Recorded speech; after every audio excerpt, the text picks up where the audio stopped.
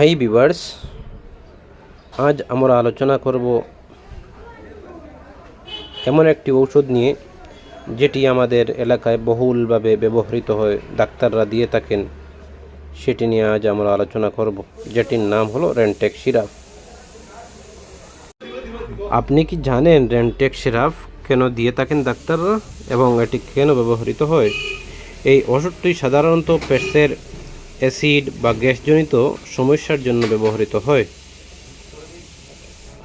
রেন্টেক syrup এর মূল উপাদান হলো রেনিটেডিন।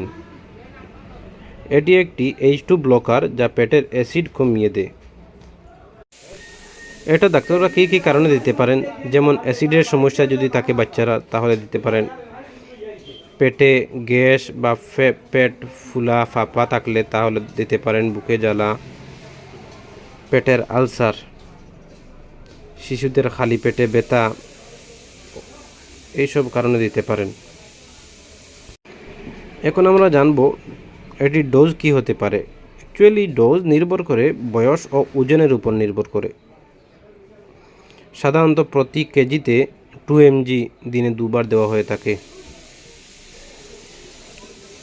এটি যদি আপনি আপনার বাচ্চাদেরকে দিতে চান তাহলে আপনি প্রথমে ফার্মাসিস্টের সাথে কথা বলুন, যেখান থেকে আপনি এটি কিনবেন, বা ডাক্তারের সাথে পরামর্শ করুন, তারপর এটি আপনার বাচ্চাকে দিবেন।